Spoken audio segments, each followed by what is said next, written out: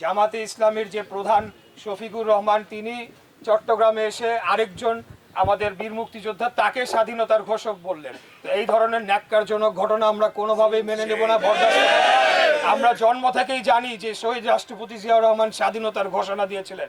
আমি শুধু এই কথাটা বলতে চাই যে আমাদের প্রজন্ম যারা আমরা বিগত 17 বছর আন্দোলন সংগ্রাম লড়াই করেছি, প্রতিটা মুহূর্তে প্রতিটা বৈরী পরিস্থিতিতে আমরা শহীদ রাষ্ট্রপতি জিয়াউর রহমানের 26শে মার্চের সেই যে কালজয়ী স্বাধীনতার ঘোষণা, সেই ঘোষণাকে আমরা বুকে ধারণ করে আমরা সবসময় আমরা আন্দোলন সংগ্রামে ঝাঁপিয়ে পড়েছি, লড়াই করেছি।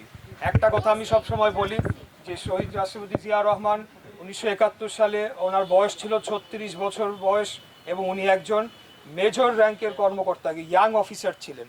তো ওনার এই সাহসিকতা আমাদের প্রজন্মকে বারবার অনুপ্রেরণা জুগিয়েছে। আমরা ফ্যাসিবাদী বিরোধী আন্দোলনে আমরা সেখান থেকে আমরা অনুপ্রেরণা নিয়ে বাংলাদেশকে যেহেতু একটা দাস রাষ্ট্রে বানিয়ে ফেলা হয়েছিল, সেখান থেকে উদ্ধার করার জন্য আমরা আন্দোলন সংগ্রাম লড়াই করেছি।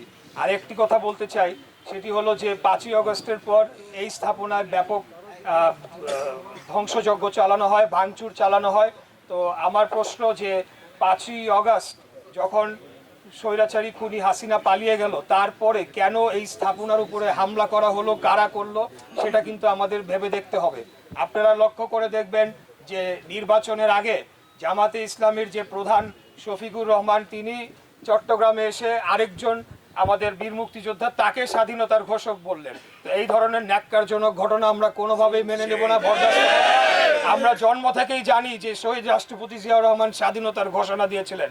তো এই ধরনের ন্যারেটিভ বয়ান যারা দাঁড় করাতে চাচ্ছে, এই স্বাধীনতা বিরোধী যারা 71 সালে আমাদের মা বোনদের ধর্ষণ করেছে, মুক্তিযোদ্ধাদের হত্যা করেছে, তাদের যে আস্ফালন এবং তারা যদি মুক্তিযুদ্ধকে কোনো কারণে অবমাননা করতে চায় এবং আমাদের প্রিয় নেতা স্বাধীনতার ঘোষককে যদি কোনোভাবে খাটো করতে চায়, আমি আপনাদের প্রতি আহ্বান জানিয়ে গেলাম, আপনারা সেটার জন্য প্রয়োজনীয় প্রতিবাদ এবং প্রতিরোধ প্রয়োজনে করতে